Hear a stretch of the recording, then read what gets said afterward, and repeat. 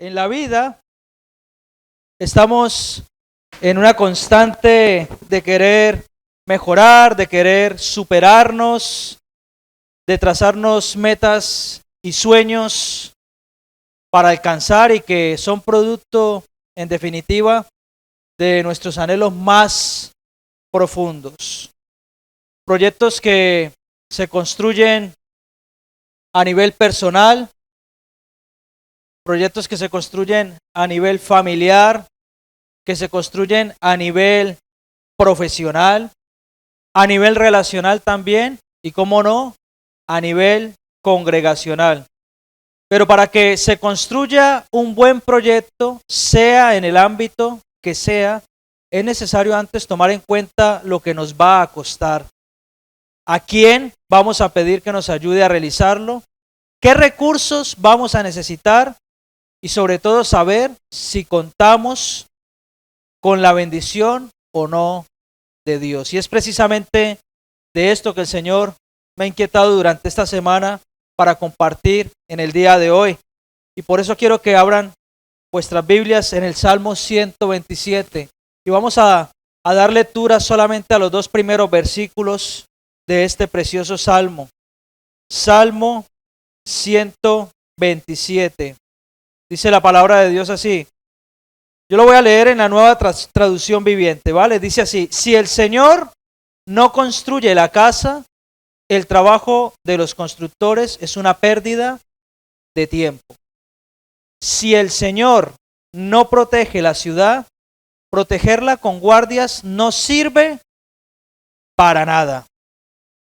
Es inútil que te esfuerces tanto desde temprano en la mañana hasta tarde en la noche y te preocupes por conseguir alimento, porque Dios da descanso a sus amados.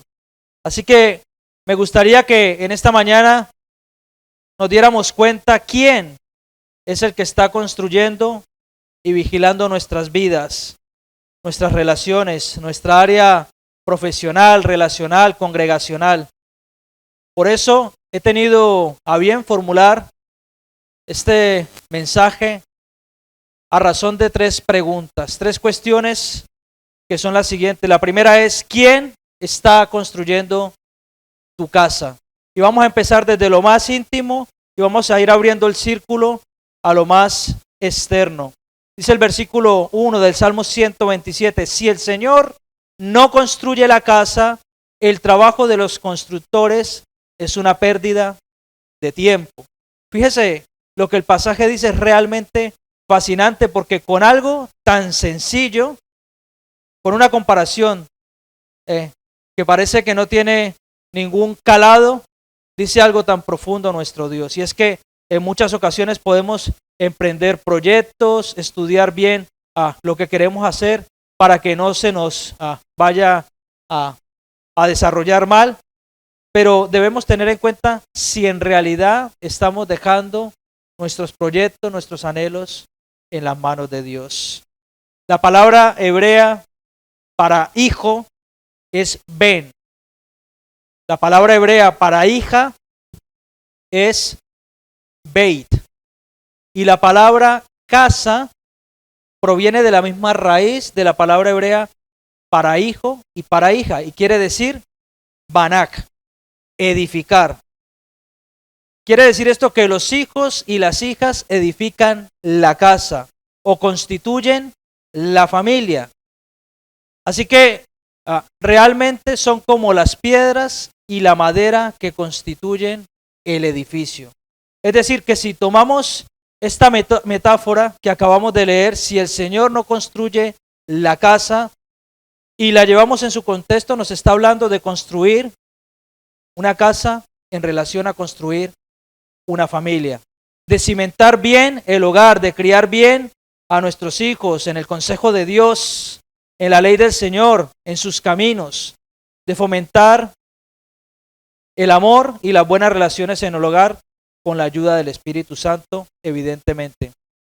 Y para que un edificio sea bueno, para los que trabajan aquí, a lo mejor en la construcción o en algún momento han estado involucrados, para que un edificio esté bien construido, debe reunir varias condiciones. En primer lugar, debe tener un buen arquitecto, un buen proyecto, varios profesionales que han estudiado el terreno, un terreno firme, unos buenos cimientos, un buen material para construirlo, pero también deben de haber buenos obreros que sepan bien lo que están haciendo.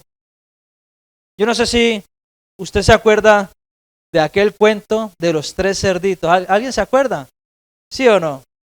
¿Sí se lo saben? Dice aquel cuento que habían 3 cerditos, pero que había un lobo que se los quería comer, ¿verdad? Entonces ellos se emanciparon, se fueron de casa. Y resulta que cada uno decidió por su propia cuenta construir una casa. Y dice que el primero construyó su casa de paja. El segundo construyó su casa de madera y el tercer cerdito construyó su casa de ladrillo y cemento. Los 2 primeros tomaron el camino fácil y el camino rápido, el más sencillo. Así que el tercer cerdito se tomó su tiempo e hizo las cosas como realmente debería haberlas hecho. Así que el lobo vino a la casa del primer cerdito, el que había construido con paja, y sopló. Y el cuento relata que la casa se vino abajo, pero que el cerdito fue espabilado, salió corriendo para la casa de su hermano, el que había construido con madera. Así que aquel lobo no fue para nada insensato, así que se disfrazó de oveja, se disfrazó de oveja y fue a la segunda casa, la casa de madera, y empezó a soplar y la casa de madera se vino abajo. Aquellos 2 cerditos estaban asustados, pero estaban muy atentos de bien lo que les podía ocurrir. Así que salieron corriendo para la casa de su tercer hermano, el que había construido también con ladrillos y con cemento. Aquel lobo, muy astuto por cierto, se disfrazó de vendedor, fue y tocó la puerta e intentó tirar la casa y no pudo. Así que tuvo una brillante idea.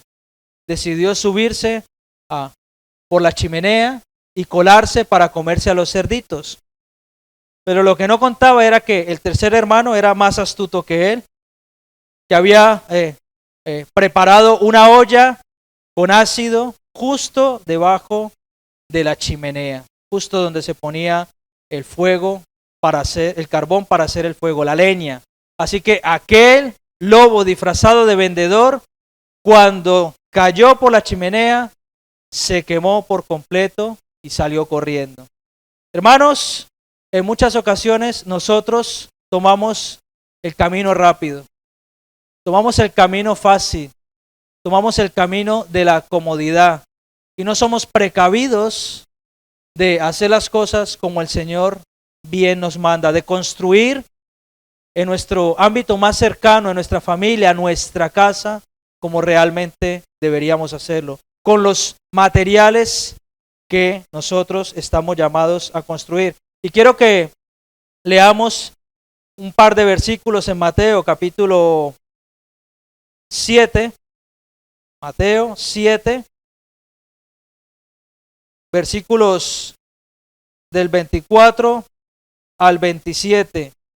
Dice la palabra de Dios así: Jesús, como siempre enseñando por medio de ilustraciones, parábolas, comparaciones, dice: cualquiera pues que me oye estas palabras y las hace, le compararé a un hombre prudente que edificó su casa sobre la roca. Y continúa diciendo Jesús: descendió lluvia y vinieron ríos y soplaron vientos y golpearon contra aquella casa y no cayó porque estaba fundada sobre la roca. Pero cualquiera que me oye estas palabras y no las hace, le compararé a un hombre insensato que edificó su casa sobre la arena. Y descendió lluvia y vinieron ríos y soplaron vientos y dieron con ímpetu contra aquella casa y cayó y fue grande su ruina. Amados hermanos, la pregunta en esta mañana sería la siguiente: ¿quién está construyendo tu casa? ¿En manos de quién has dejado tú que se construya tu hogar, tu familia, tu ámbito más cercano, tus proyectos, tus anhelos? ¿A quién le has otorgado la autoridad para decidir cuáles son los materiales que vas a usar para edificar tu casa? Que si lo has dejado en manos de tus amigos que están allí fuera, déjame decirte que materiales buenos no serán. No van a ser materiales buenos. Pero si has dejado en manos del gran alfarero que construya tu casa, entonces no va a haber ruina en tu casa. Así que la segunda pregunta que quiero formular en esta mañana es la siguiente: ¿quién está vigilando la ciudad? Y pasamos de un ámbito más privado, de un ámbito más cercano, más personal, a un ámbito más abierto, más externo, más relacional. Estamos hablando de mi casa, ahora estamos hablando de la ciudad. Dice el versículo 2 del Salmo 127, si el Señor no protege la ciudad, protegerla con guardias no sirve para nada. Ahora el salmista abre el abanico, pasa de lo más personal a lo colectivo, pasa de hablar de la casa como el refugio más próximo a hablar de una ciudad. Y es que hemos de tener en cuenta que las ciudades en aquel entonces eran verdaderas fortalezas, eran ciudades fortificadas, se levantaban a propósito, adrede, de esta manera, porque en ese tiempo se conquistaba. No ha cambiado mucho a día de hoy, lo que pasa es que han cambiado la forma de hacer guerra y la tecnología, pero en ese tiempo la forma para conquistar el territorio ajeno o enemigo era por la fuerza y a través de las guerras.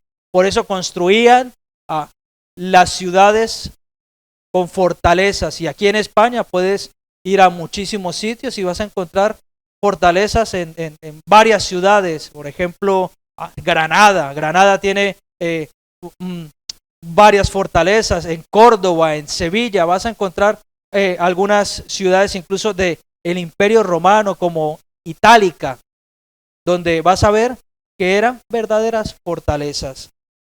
Pero es que además de construir las fortalezas era necesario poner guardias, era imprescindible que estuvieran vigilando por turnos, que no se fueran a quedar dormidos. Y de ahí yo creo que han sacado aquel dicho que dice: camarón que se duerme, se lo lleva la corriente. Usted lo ha escuchado, ¿no? ¿Sí o no? ¿Es así? Si un guardia se dormía, venía el enemigo que lo estaba vigilando desde por allí y decía: mira, se quedó dormido, ahora le apunto, y pum, flechazo. Lo asesinaba. Así que ellos no debían descuidar ni un solo minuto lo que en el horizonte se acercaba. Los guardias tenían su función y debían permanecer en vela. Pero el trabajo y la bendición de Dios, mis amados hermanos, es necesaria para que realmente esté la ciudad protegida. Esto mismo ocurre en nuestras vidas cuando no dejamos que el Espíritu Santo, que es nuestro ayudador, sea el que vigile todas las áreas nuestras, porque ciertamente hay cosas que mejorar. Nosotros debemos ser sensatos, conscientes de que el enemigo está al acecho y de que la tentación muchas veces está enfrente y que podemos ser vulnerables a caer en los malos caminos, en definitiva en el pecado. ¿Y qué decir del cuerpo de Cristo, que es la iglesia? Necesitamos ser vigilantes en nuestra congregación. Debemos saber descansar en la confianza que Dios es quien cuida, que Dios es quien ha inventado la iglesia, que Dios, que es idea de Dios, no es nuestra. Por tanto, si es idea de Dios, Dios se ocupará, Él la protege y Él va a ser el que permita que avance. Eso sí, nosotros somos los agentes que Dios va a usar para que esté bien cuidada, porque no podemos decir, no, le dejamos todo el marrón a Dios, ¿verdad? Y que se ocupe Dios, no, pues Dios no va a venir a abrir la puerta, tiene que venir el ujier, ¿no? ¿Sí o no? ¿O cómo es? ¿Cierto? Nosotros somos los agentes, los vehículos que Dios usa. Entonces, Dios cuida a su iglesia, pero lo hace a través del cuerpo de Cristo, que somos nosotros. Así que, de igual forma que construimos bien la casa, es necesario hacer bien lo que Dios nos ha pedido que construyamos. Y mire por dónde. Dijimos antes que para que un edificio esté bien construido, es necesario que tenga un buen arquitecto, ¿verdad? Fíjese lo que dice el libro de Hebreos, capítulo 3, Hebreos 3, verso 4 dice, porque toda casa es hecha por alguno, pero el que hizo todas las cosas es Dios. Así que tenemos al mejor arquitecto, al mejor ingeniero, al mejor jefe de obra, jamás, nunca antes visto. Pero también nos ha dejado el mejor terreno donde construir. Y eso lo encontramos en el Salmo 62. Salmo 62. Vamos al libro de los Salmos. Y vamos a dar lectura al versículo 1 y 2, que dice así: en Dios solamente está acallada mi alma, de Él viene mi salvación. Él solamente es mi roca y mi roca y mi salvación. Es mi refugio, no resbalaré mucho. Así que tenemos un buen terreno también, un terreno sólido, firme, la roca inconmovible que dejó el Padre, Jesucristo. Es en Él donde nosotros hemos de construir nuestra vida personal, nuestros anhelos, nuestros sueños, pero también nuestra vida relacional, nuestra vida en congregación, nuestra vida con nuestros amigos. También nos ha dado los mejores cimientos. Y fíjese qué tremendo, porque cualquiera diría, ¿qué tipo de cimiento puede ser? Vamos a leer Primera de Corintios, capítulo 13, verso 13, que dice así. El apóstol Pablo está hablando a la iglesia en Filipos, a los filipenses, una iglesia preciosa en el Señor, una iglesia llena de los dones del Espíritu de Dios, llena de milagros, de maravillas, de proezas, una iglesia que se movía fuertemente en el poder y la unción del Espíritu Santo, pero les faltaba algo. Dice así el versículo 13, y ahora permanecen la fe, la esperanza y el amor, estos tres, pero el mayor de ellos es el amor. Así que nosotros, mis amados, debemos cimentar nuestras relaciones, nuestra vida, nuestra congregación, nuestra casa, nuestro edificio, nuestra ciudad, en el mayor cimiento, que es sobre todo cimiento, el amor. El amor. Podemos tener dones, podemos tener talentos, se pueden operar milagros, sanidades, prodigios, maravillas, puede venir provisión de lo alto, pero mientras no haya amor, nada somos. Somos, dice justamente en este capítulo, que somos como el címbalo que retiñe. Necesitamos ejercitar la esencia de Dios, porque dice la palabra de Dios que Dios es amor. Y necesitamos ejercitar la esencia de Dios los unos para con los otros. Amarnos.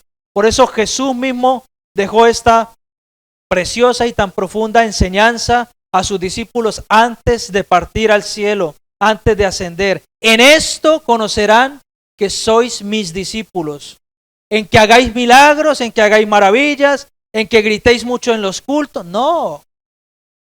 En esto conoceréis conocerán que sois mis discípulos, en que os améis los unos a los otros, porque esa es la esencia del Padre, porque eso es lo que Dios es. Amén. ¿Quién está vigilando la ciudad? Mis amados, si construimos bien en su reino, entonces será Dios el que se encargue de poner guardia. Será Dios el que se dedique a velar por su pueblo. Así que la tercera pregunta que en esta mañana me gustaría formular es la siguiente: ¿quién es el que está esforzándose? Fíjese lo que dice Salmo 27, versículo 3. Es inútil que te esfuerces tanto desde temprano en la mañana hasta tarde en la noche. Fíjese, para los que a lo mejor trabajan tanto, ¿no? No les juzgo para nada, pero fíjese lo que dice aquí. Y te preocupes por conseguir alimento, porque Dios da descanso a sus amados. Está claro el pasaje, ¿verdad? El Señor nos exhorta a modo de consejo que si no edificamos bien, el trabajo de los constructores es una pérdida de tiempo. También nos dice el Señor que si Él no vigila la ciudad, protegerla con guardias no sirve para nada. Es decir, que la obra empieza en Dios, así que hemos de dejar que Dios sea el que haga la obra, porque es su idea. Fue a Él a quien se le ocurrió la idea de que nosotros creamos en la salvación. Fue Dios. Así que hemos de dejar que Dios sea el que haga la obra, porque debemos, como dice Filipenses capítulo 1, verso 6, estar convencidos precisamente de esto, que el que comenzó en vosotros la buena obra, la perfeccionará hasta el día de Cristo Jesús. Va a ser Dios el que perfeccione la obra en nosotros. Va a ser Dios el que haga, como dice en Efesios, que nosotros crezcamos a la medida de la estatura del varón perfecto. Que cada día nos parezcamos cada vez más a nuestro Señor Jesús. ¿Y qué hacía Jesús? Principalmente Jesús amaba. ¿Y saben por qué amaba? No porque tú lo merezcas, ni porque yo lo mereciera, porque nosotros le hemos ofendido, y le hemos ofendido mucho. Jesús nos ama porque Dios hizo un pacto consigo mismo, de que enviaría a un Salvador, y Dios es fiel en sus promesas. Dios no cambia, Dios es inmutable, Él es el mismo ayer, hoy y siempre. Y por eso la palabra de Dios es verdad. Y por eso nosotros, los que creemos en su Hijo como nuestro Señor y Salvador, tenemos esta vara de medir. Esta es nuestra norma de conducta. Y nosotros nos regimos por lo que dice en su palabra. Amén. Así que, mis amados, el pasaje dice que si no dejamos que sea Dios, es inútil esforzarnos. Todo lo que tengamos planeado, si no está en línea con el corazón de Dios, entonces va a ser inútil.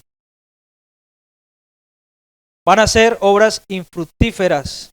De hecho, si observamos el pasaje clave de esta mañana, aún levantarse muy pronto y trabajar hasta tarde en la noche, si Dios no está en el asunto, eso no va a prosperar.